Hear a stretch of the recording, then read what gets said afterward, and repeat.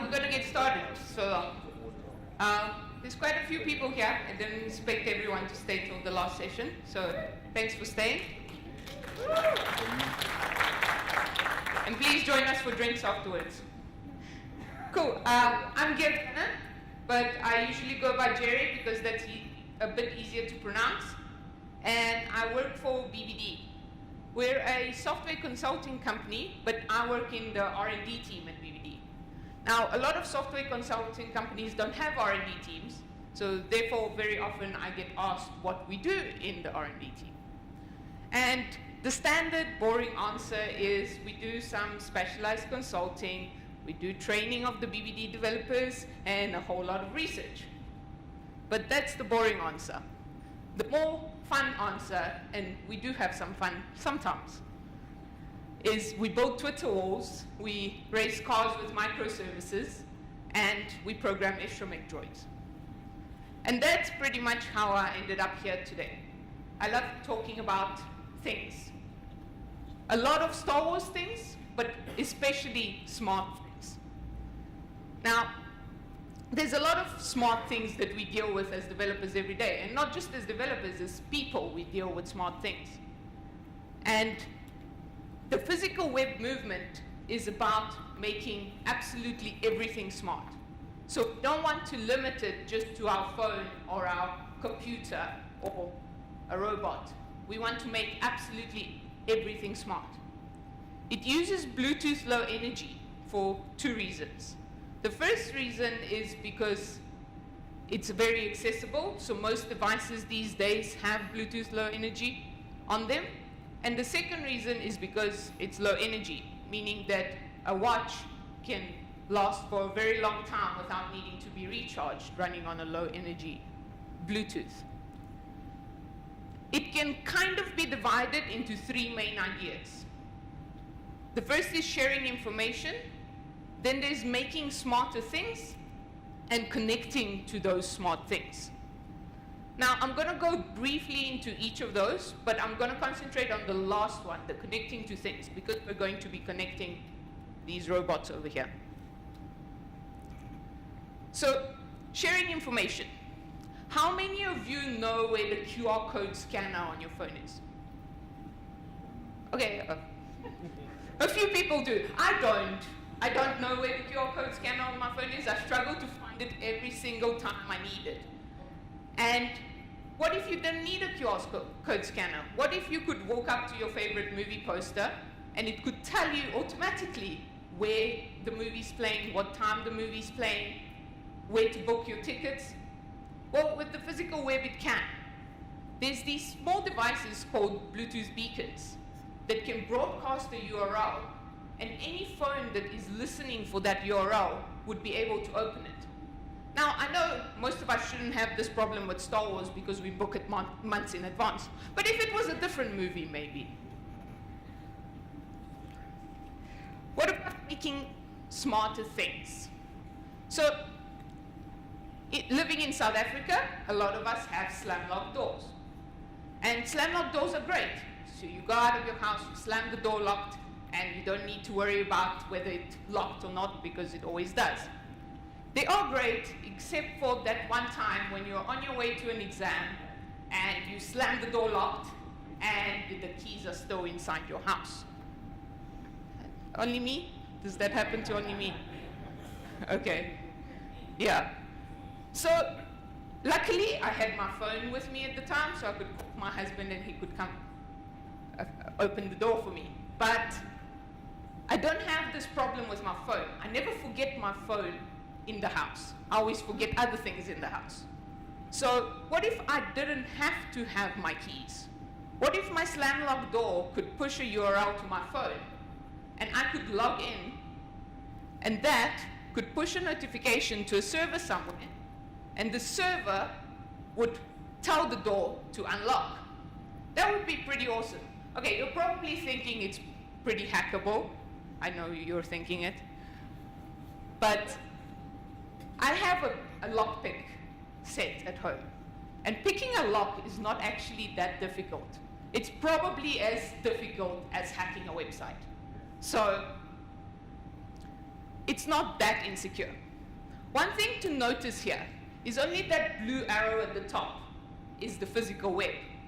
The rest of it is normal web stuff, which means that that door will have to have some sort of internet connection and be able to communicate with some web server somewhere. And that's where we get to connecting to smart things. Now, we have our door. It's a Bluetooth-enabled door. It pushes a URL to our phone, and now we connect back with our phone from the website to the door. And we, again, log in, and it pushes back straight to the door. We eliminated that whole web server. Okay, we still have a web server because we still have a website, but the door no longer needs to know about that. This is what is called Web Bluetooth. How many native developers do we have in the room? At least a few. All right, well, I'm a web developer. And until now, I had no way of communicating with Bluetooth devices until Web Bluetooth. We have Bluetooth devices everywhere. Headphones, heart rate monitors, watches, smart light bulbs, smart locks. A lot of things run on Bluetooth.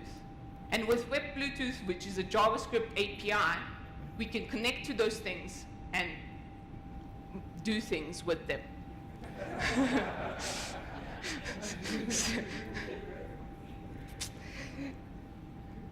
All right, but in order to do that, we need to understand how Bluetooth actually works. And this is the hard part of the theory.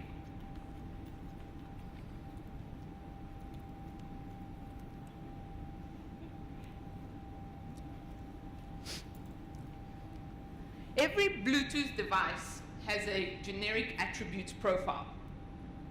The generic attributes are a hierarchical data structure which define how Bluetooth devices connect and communicate.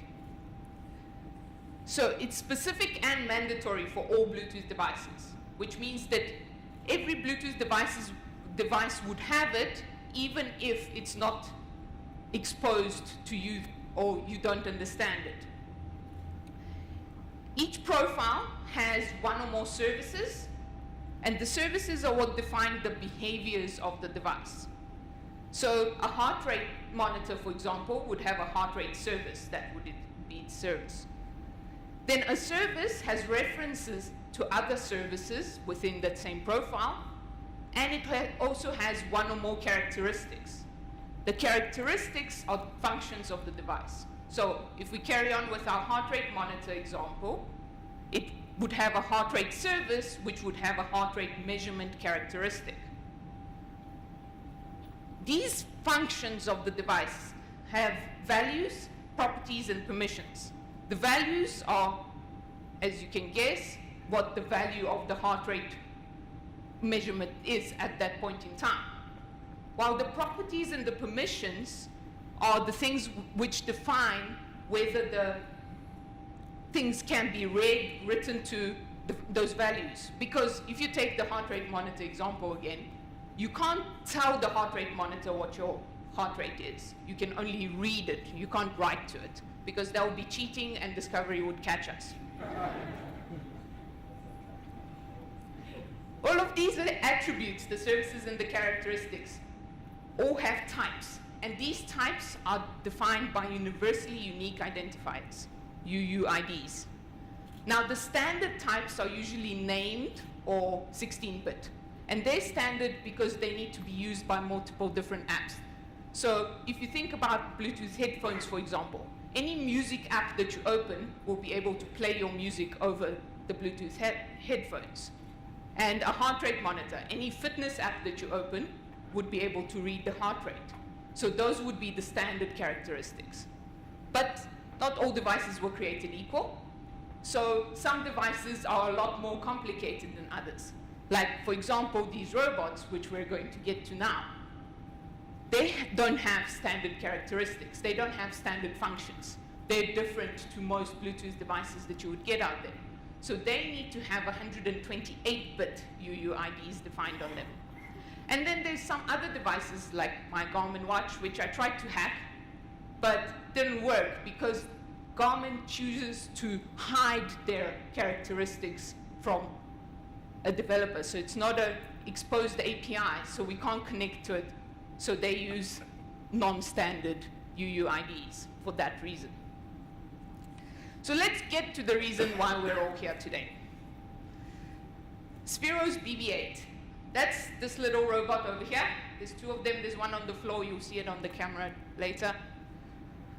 Sphero is a company that builds Bluetooth robots, and they have a whole range of them. And I had to look on the Sphero developer side to find this 56-page PDF, which defines the Sphero API. Now, this is also the Sphero API, which is the robot that's just the ball, the BB-8, which makes it a little bit different, and you'll see in the demo where I had to hack around the fact that it's not the same robot. But because of licensing issues with Disney and Lucasfilm and Star Wars, they haven't released the Star Wars robots APIs yet. But what this 56-page PDF has in it is a list of all of those definitions of all of those characteristics and how to read them and how to write to them. So everything in this world is in hexadecimal and in unsigned integer arrays in JavaScript, which means that we end up doing a lot of bitwise maths. Who remembers bitwise maths? Ooh, a lot of people. Okay, so you might have to check me here. I didn't remember bitwise maths until I started doing this, and then I was kind of reminded of it.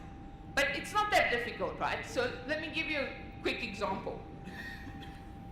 So we're going to do an XOR example. We have the number 255 in base 10, which is 8 ones in base 2. We're going to XOR 9 with that, which is 1001. And we're just padding it with zeros in the front so that it's the same length. And then we start at the back, and we go 1 XOR 1 is 0, 1 XOR 0 is 1, like that all the way to the front. And we get that number over there, which is 246 in base 10. Sarcastic clap. Thank you, Tony. Some of the other bitwise operators we're going to see in the code is AND, OR, and sign propagating right shift. Now, there's also a zero fill right shift, but because all of the values we're going to be sending to BB-8 are actually positive values, it doesn't matter which one of those two we use. Okay, demo time. So what I'm going to be doing in my demo is mostly JavaScript, plain JavaScript, no fancy libraries. Everything is built into the JavaScript that runs in the browser itself. So there's nothing that I've installed extra or anything like that. However, I am using it from an Angular front end. That's just because Angular is easy for me, and that's what I chose to use. But you could use it from any framework, really. Let's get to it. I'm going to sit down because I can't code like this. Hope that's okay.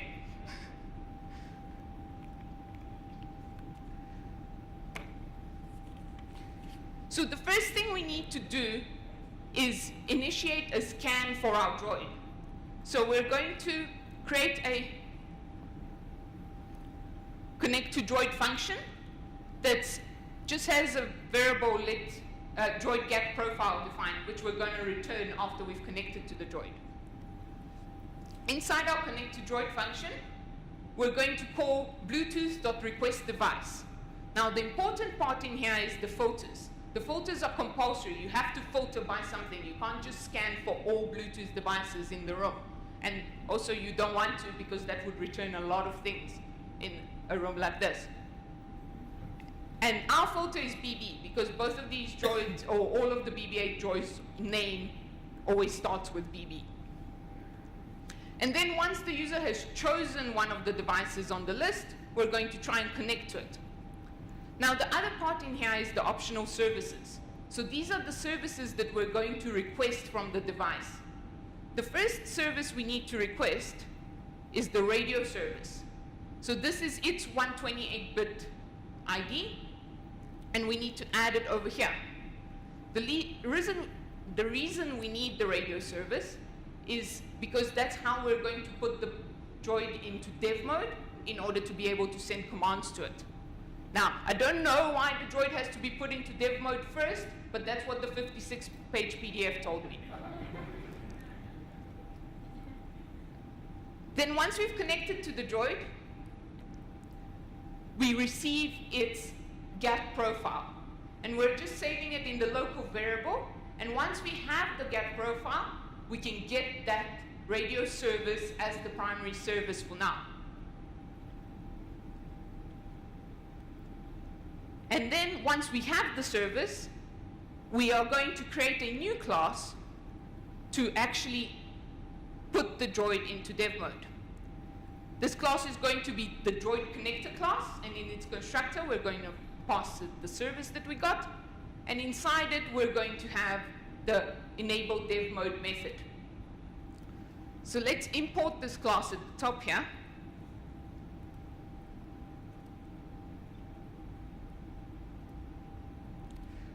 And this whole typing and speaking at the same time I'm still getting used to, so bear with me.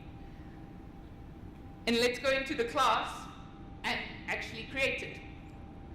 So first we're going to do the constructor, which takes in the radio service and defines the 3 characteristics we're going to be using and their IDs.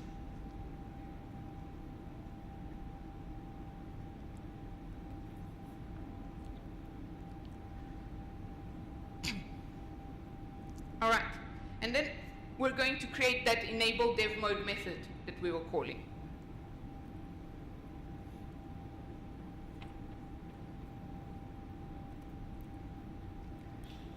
All right, before we do all the stuff inside enable dev mode, I'm going to create a few helper functions. Now, everything in Web Bluetooth works with promises, which, as you saw in the previous method, kind of ends up being very callback heavy. So we have to kind of separate the functions out so that we can actually trace what we're doing.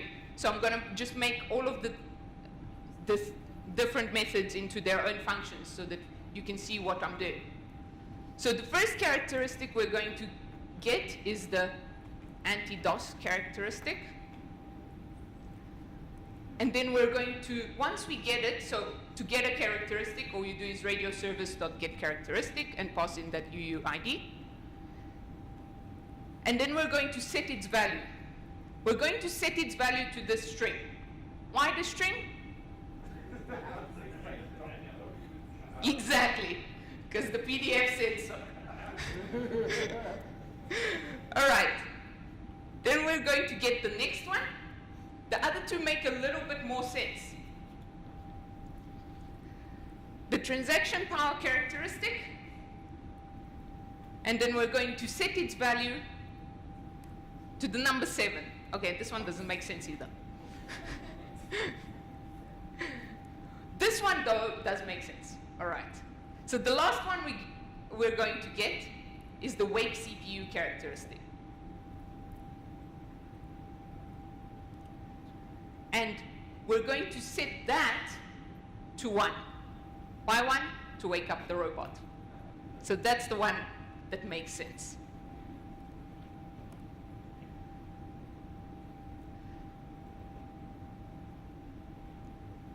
So once we've got all of these, we can actually call them in the enable dev mode method. And we have to call them in this order.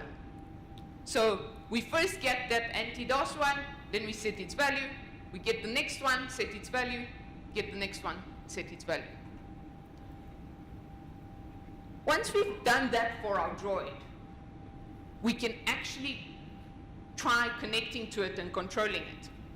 And to do that, we need another service. And surprisingly enough, it's called the control service, because it controls the Droid. So these are the 2 IDs for the control service and the control characteristic. And we're going to add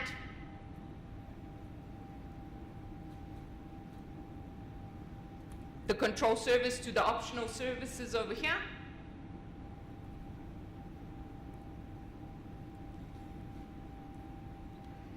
And then over here, we're going to add a function that will get that control characteristic for us.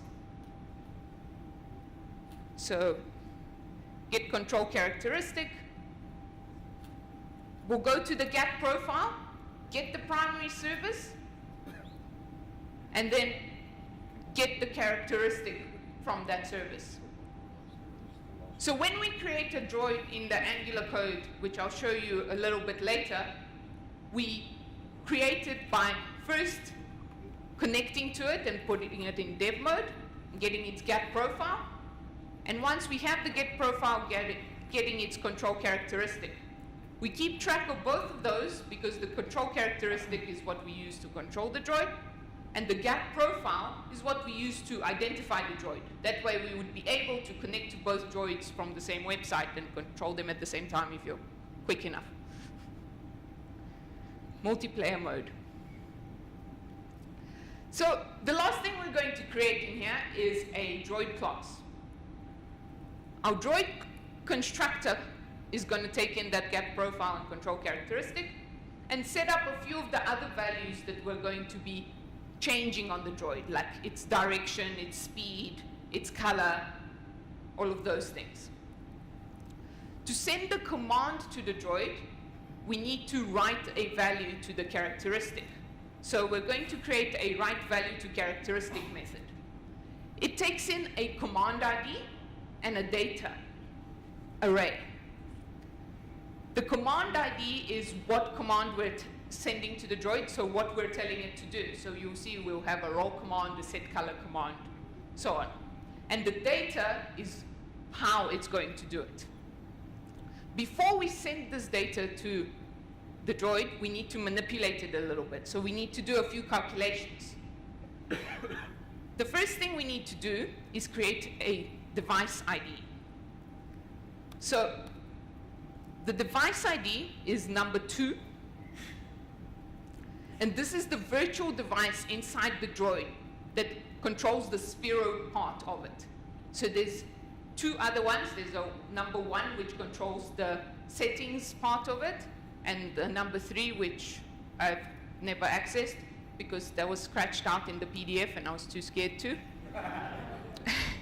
But the number 2 is what makes the droid do all the things we want it to do. Then a few other calculations we need to do is we need to keep track of the data length.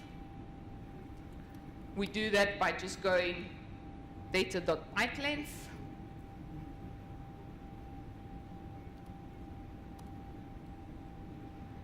We need to keep track of the sum of the data. And we can do that by just going data.reduce.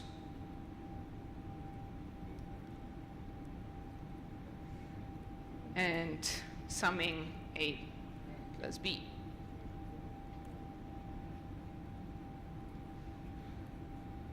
And then another thing we need to keep track of is how many instructions we've actually sent to the droid. So that is so that the droid can tell them apart, because they don't always arrive, because it's promises, they don't always arrive in the same order. So the droid needs to know that the previous instruction and the current instruction are 2 different ones and not the same one, and it's stuck in some sort of loop. So we do that by having a sequence.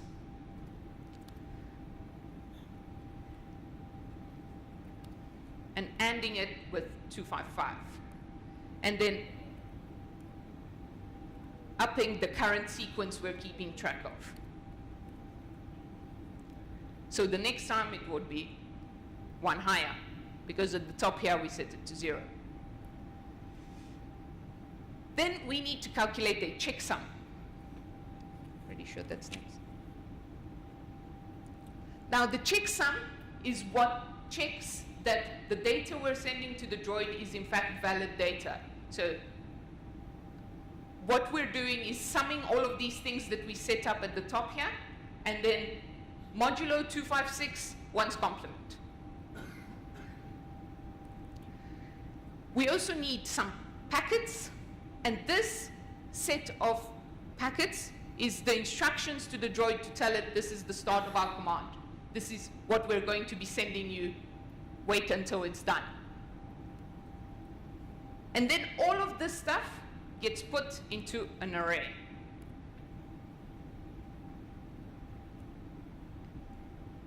And this morning during the keynote, I realized that this was named array, and that's probably really bad, but I wasn't going to change it at the last minute. So what we do in our array is we put the packets first, then we put the data, and then at the end we put the checksum. And now we have all of our data that we can send to the Droid so that it can execute the command. Now we need to set up a few commands that we can send to the Droid. So let's start with set color. So with set color, we pass in red, green, and blue, which is an integer between 0 and 255. And then the command for set color is 20 in hexadecimal. And the last number over here, the 0 in the data that we're sending to the Droid, indicates whether this color should be saved as the default color for the Droid the next time it wakes up. So 0 means don't do that. If you set it to 1, the next time the Droid wakes up, it would be whatever color it was last set to. Then we have our roll command, because that's what BB-8 does. He rolls around. Our roll command is 30 in hexadecimal. And the data we send to the roll command is the speed. Now, the speed, the most I've ever set it to is 500, and then the head fell off. So I don't know what it can go up to. I don't know if you should set it to any higher than 500. Then we have the direction, which is a number between 0 and 359, so in degrees. And the direction we send in, firstly, the most significant bit, and then the least significant bit. And then this one at the end here just means go. Okay, and if we're able to roll, we also should be able to stop. So the stop command is very similar to the roll command, except the speed is now 0, and the thing at the end is also 0, meaning stop. And then the last one, and one of the more interesting ones that probably caused a few gray hairs, is the set heading command. So by default, when BB-8 is on, its default heading is always one direction. So if you keep turning the ball, you would see the head still turning, because it will always face in that one direction. So with this set heading command, you can change that so that it turns the other way, backwards, or any other way. So again, we're using that same command as we did for roll and stop to change the direction it's facing.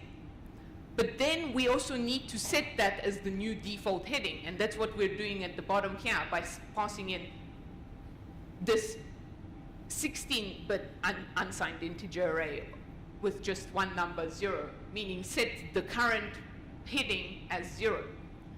But now, this is promises, right? So it should just work with .then, and then you do the next command. But there's this weird set timeout. That's probably what you might be wondering. And this is one of the things that is a Sphero feature, but not a BB-8 feature, and that's why it works weirdly. But what the promise means, the promise returning means, is that the command was sent to the Droid. It doesn't mean that the Droid has finished executing that command.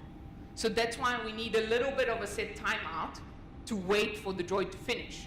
So one thing I noticed over here was when my waiting time was too low, the Droid would not actually turn all the way before it would snap back into place. So I made it 1 second, and that seems to be the right amount of time. Because the furthest it can go is 180, because it does take the shortcut if it's going clockwise or anti-clockwise. So those are all the commands we're going to add to our Droid. Now, because I'm using Angular, I need to add my types at the top here. So I'm going to just reference them. And I'll show you the types in a moment. It's just inside the types folder, and it's called droid.d.ts.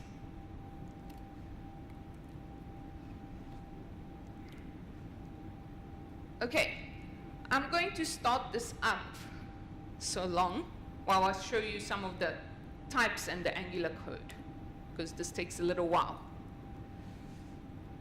So our types are defined over here inside the types folder, and it's just that same Droid class with all of those properties and methods that we had on it. And then in our Angular code, there's two important things I want to show you. We have a Droid control service, which has a connect to Droid method, which calls our connect to Droid, and also the get control characteristic. Sorry.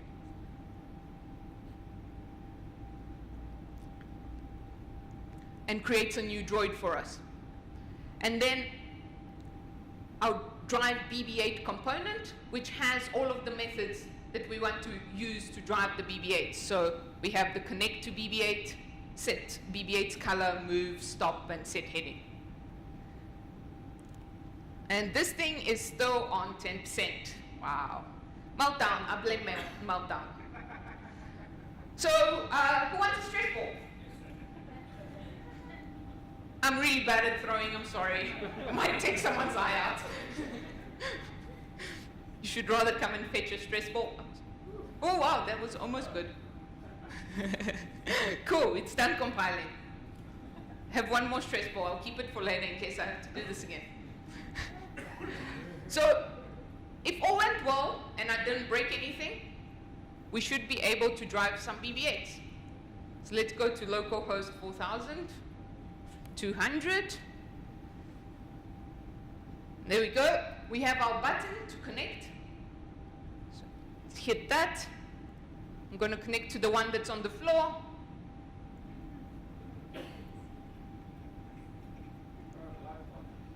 The light's on, but the camera's not working.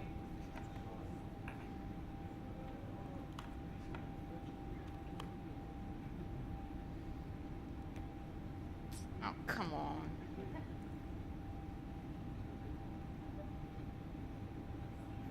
I just need to check the camera really quickly. Plug is dodgy.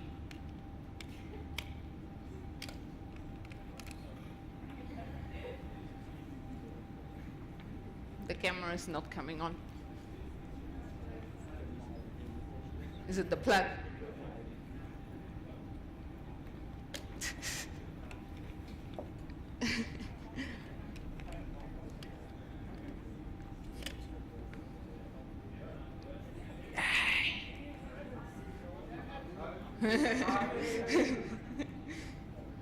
I'm just going to refresh the page quickly.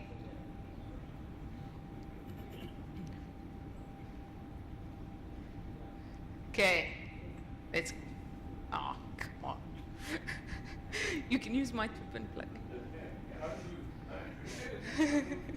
I'm sorry, Mike.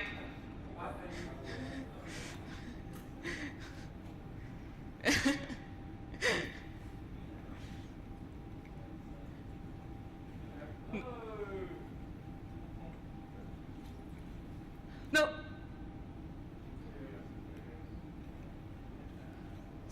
Watch this blue light, not that blue light. Sorry. Look, wrong blue light. Okay, should turn on now when I pay. Okay, we're connecting to the Droid and it should turn on.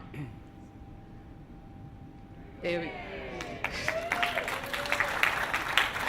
Okay. And we have our buttons where we can change the color of the Droid. And we have our, I need to increase the speed because 60 is not fast enough for this carpet. No, I made it to a limit of 250 because I know that it doesn't fall off there. Oh no, it's not fast enough either.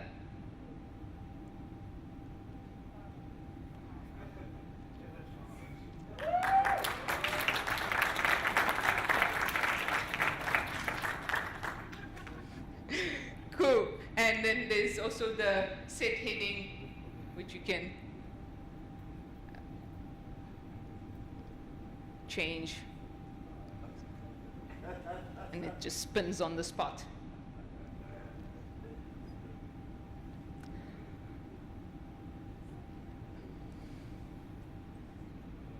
Yes, you can. Thank you, Mike. My lovely assistant.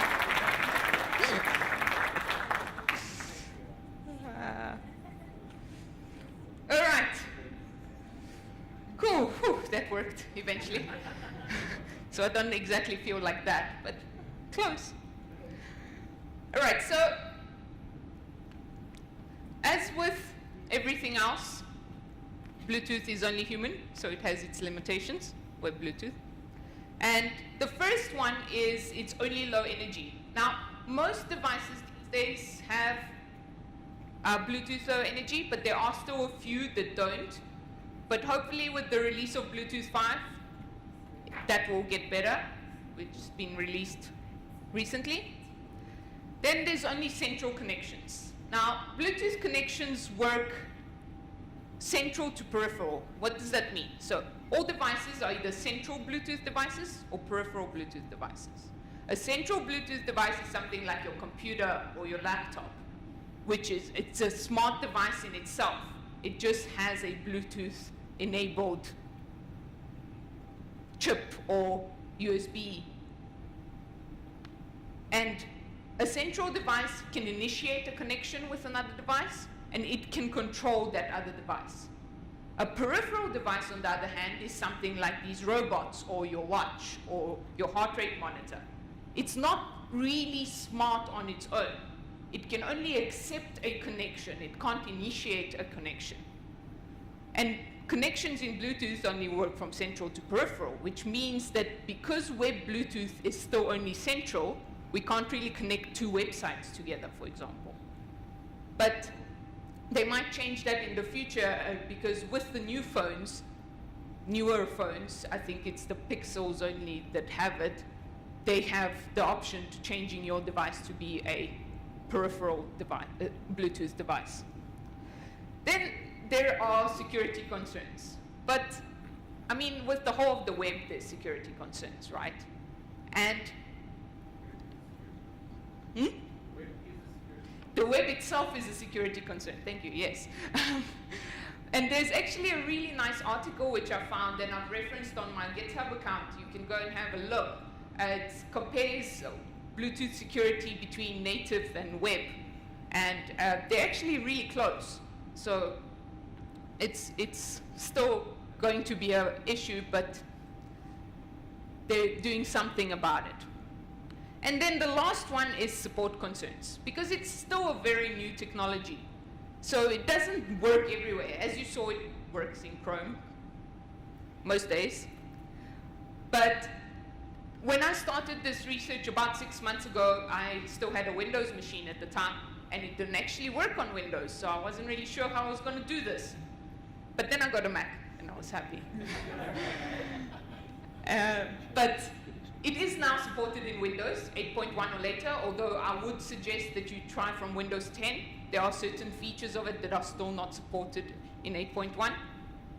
Then Linux kernel 3.19 or later with a library called Blues. It's a Bluetooth library that you have to install to be able to play with your Bluetooth on Linux. Mac OS, Yosemite or later, Android 6 or later, and then iOS does not have official support yet. Now, yet, because they are actually working on it, they are planning to do something about it, and then no official support because it doesn't work in Safari on iOS. There is, however, an app called WebBLE, which you can download from the App Store, which is a web Bluetooth-enabled browser for iOS. And then we get to the browsers. Now, I know no one really cares about Opera, but it works there. And Chrome, of course. And then under consideration, we have Edge, that's Edge, not IE, and Safari. And lastly, Firefox is still an unknown. They haven't decided whether they're going to be supporting it yet, because they have that whole thing with only supporting features that are on the standardization path, and web Bluetooth isn't on the standardization path yet. I'm hoping it will get there at some point. Now, we have a little bit of time left. So I've deployed this app to Firebase, And I have some cones over there if people want to race and win some more prizes. But in the meantime, well, you would have to have an Android phone, or you'd have to download WorkBOE if you have an iPhone. But in the meantime, are there any questions? And thank you very much for staying this late to listen to me.